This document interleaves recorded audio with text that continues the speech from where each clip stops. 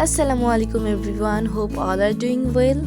তো যেহেতু সামনে নিউ ইয়ার চলে আসছে, তো ভাবলাম কেননা খুবই সিম্পল এবং পারফেক্টভাবে তোমাদের সাথে একটা তান্দুরি রেসিপি শেয়ার করা যাক।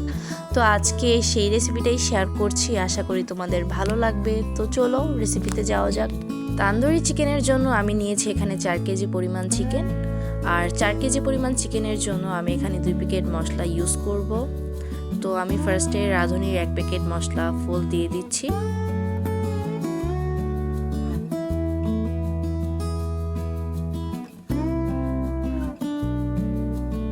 আর এখন আমি দিব শানের তান্দুরি মশলাটা।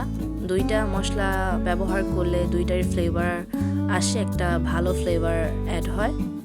তো শানের মশলাটায় যেহেতু একটু লাল মরিচের গুঁড়া বেশি আছে, আর যেহেতু আমাদের বাসায় বাচ্চারাও খাবে, তো আমি একটু মশলা কম দিলাম, 2 প্যাকেটের কম, 1.5 প্যাকেটের একটু বেশি দিয়েছি। আপনারা চাইলে 2 প্যাকেটই ইউজ করতে পারেন। তারপর আমি দিয়েছি এখানে 2 টেবিল চামচের মতো সয়া সস। আর এখন অ্যাড করব সরিষার তেল, যেটা ছাড়া তো তান্দুরি চিকেন হবেই না। তো এটা আপনারা আপনাদের পরিমাণ মতো দেওয়ার ট্রাই করবেন। আমি এখন অল্পই দিলাম, চাইলে পরে অ্যাড করে নিব। তারপর পরিমাণ মতো লবণ, যেহেতু মশলার মধ্যেও লবণ আছে, তো আমি লবণটা কমই দিলাম, পরে আমি দেখে তারপর অ্যাড করব। আর এখন আমি একটা মিডিয়াম টু বড় সাইজের একটা লেবু ফুল দিয়ে দিব, লেবুর রস।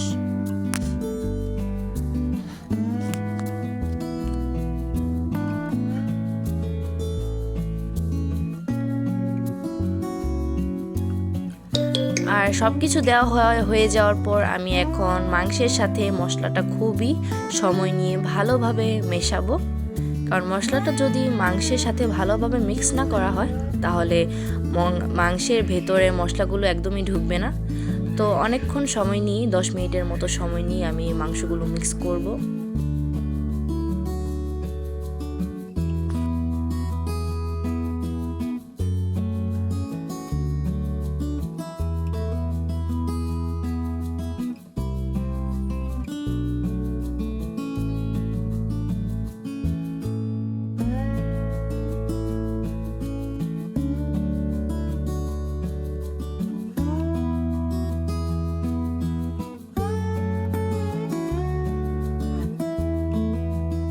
প্রায় অনেকক্ষণ যাবত মশলাটা মাংসের সাথে ভালোভাবে মিক্স করেছি। আমার এখন মশলা মাংসের সাথে মিক্স করা একদম ডান। এখন ঢেকে রেখে দেবো 3 ঘন্টার জন্য। 3 ঘন্টা পর আমার মাংস মেরিনেট করা শেষ। তো আজকে আমি তান্দুরি চিকেনটা ওভেনে বানাবো, কয়লাতে বানাবো না। তো ওভেনে আমি গ্রিল অপশনে আমি এটা প্রায় অনেকক্ষণ যাবত 1.5 ঘন্টার মতো আমি রান্না করে নেব।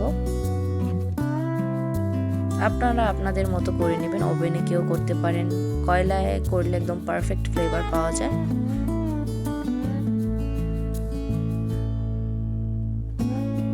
আর এই যে ফাইনালি আমাদের তান্দুরি চিকেন একদম রেডি। দেখতেই পারছেন কতটা পারফেক্ট এবং সুন্দর হয়েছে, আর খেতেও হয়েছিল অনেক টেস্টি। সাথে করেছিলাম একটা টক দই দিয়ে সালাদ, সাথে ছিল মশলা, আর সাথে করেছিলাম পরোটা। আজকে এবার নান করা হয়নি। তো এই ছিল আমার আজকের রেসিপি। আশা করি তোমাদের ভালো লেগেছে। ভালো লাগলে অবশ্যই আমার চ্যানেলটাকে সাবস্ক্রাইব করে দিবে। সবাইকে আল্লাহ হাফেজ।